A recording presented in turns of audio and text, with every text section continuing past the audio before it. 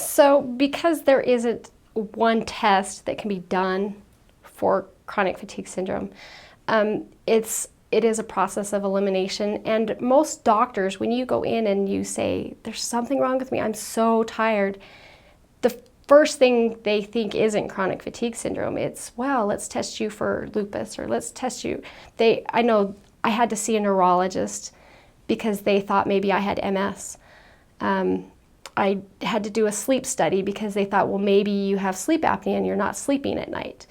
And so I had to do this big, long sleep study, and then I had to do a daytime study. They thought maybe I had narcolepsy or some other condition that was making me fall asleep. Test after test, seeing different doctors, because each doctor thought, well, maybe you have this or maybe you have that. And I had one doctor even tell me, well, I think it's a psychological problem. It's just psychological. You're not really tired. And so it took a lot of, it wasn't until after our sleep study when they came back and said, well, you have idiopathic hypersomnia, which that means you're tired all the time and we don't know why. And so I actually looked up idiopathic hypersomnia, and the first thing that came up was chronic fatigue syndrome. And so it was actually me that went to the doctor and said, I think I might have chronic fatigue syndrome. And he said, well, yeah, you might. Well, I only know this one doctor that treats it, and so you'll have to go see her. So I got in contact with him, and because it is so rare and doctors don't treat it, she had a waiting list, and we had to be put on the waiting list to see if we could get in.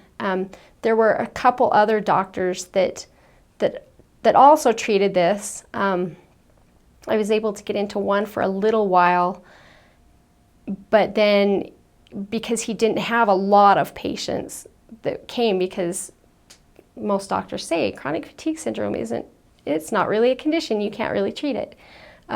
So he didn't have a lot of patients, and he ended up closing his practice down and moving. There was another doctor that also treated it, and he passed away during that time. So I was just on this waiting list with this one doctor, and it took me 3 years to get in to see her because other patients had to go off the waiting list for me to get in to see her. And, you know, once they got in there with the diagnosis, nobody wanted to leave. But she finally gave me the diagnosis of it. And even with all my medical history of all these tests that had been run, she still ran tons of tests and tons of different things before they gave me the diagnosis that, yes, I have chronic fatigue syndrome. So it is a real thing. More doctors are now beginning to recognize that, yes, it is a real condition and are recognizing it, but unfortunately there isn't treatment for it. So most doctors don't know what to do for you.